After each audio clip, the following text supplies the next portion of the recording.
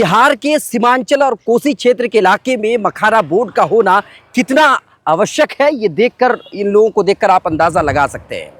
देखिए, पूरे हिंदुस्तान में जितना मखाना की खेती होती है उनमें से लगभग 80 से 85% खेती बिहार में होती है, और वो भी बिहार के कुछ खास जिले हैं जहां मखाना की खेती सबसे ज़्यादा होती है। उनमें से अररिया, किशनगंज, पूर्णिया, कटिहार, सहरसा, सुपौल, ये कुछ खास ज़िले हैं जहां पर मखाना की खेती सबसे ज़्यादा होती है। इस बार जो बजट आया है और उस बजट सत्र में बजट पेश करने के दौरान निर्मला सीतारमण जी ने कहा था कि बिहार में मखाना बोर्ड बनाया जाएगा, लेकिन कुछ ऐसे सिचुएशन आई कि बिहार में मखाना बोर्ड तो बनेगा, लेकिन कोसी और सीमांचल को फ़ायदा ज़्यादा नहीं मिलेगा, बल्कि मखाना बोर्ड कहीं और जा रहा था।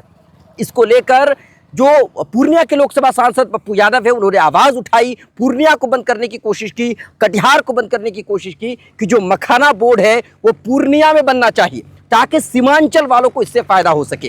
क्योंकि देखिए, बिहार में लगभग 35 से 40 हज़ार हेक्टेयर ज़मीन पर मखाना की खेती होती है और सबसे ज़्यादा खेती सीमांचल और कोसी क्षेत्र के इलाकों में होती है। लेकिन इस मखाना बोर्ड को उठाकर कहीं और ले जाना, ये तो हमारे सीमांचल के लोगों के साथ, कोसी क्षेत्र के लोगों के साथ ये तो नाइंसाफ़ी है। ये आप लोगों को देख पा रहे होंगे, फिलहाल ये यहाँ से उठा करके ले जा रहे हैं और इसकी रुपाई दूसरी जगह करेंगे।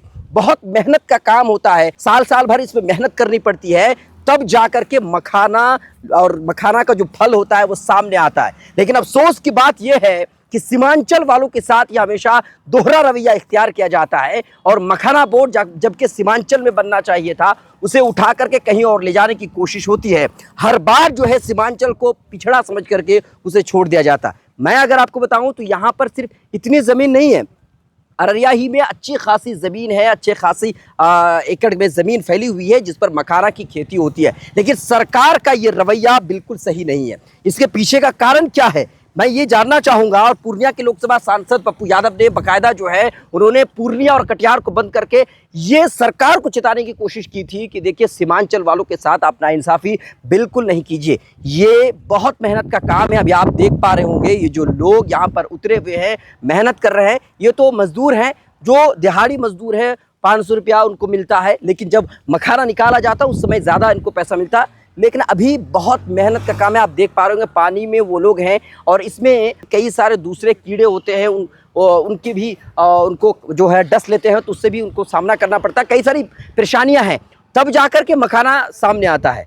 तो अगर सीमांचल में मखाना बोर्ड होता है तो सीमांचल वालों के लिए सबसे बड़ी खुशी की बात होगी, क्योंकि बिहार में, पूरे हिंदुस्तान के 80% मखाना की खेती बिहार में होती है।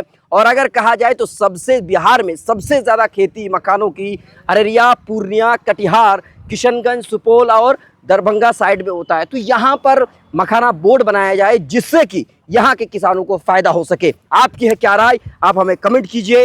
लाइक, शेयर, फॉलो नहीं किया है तो ज़रूर कीजिए।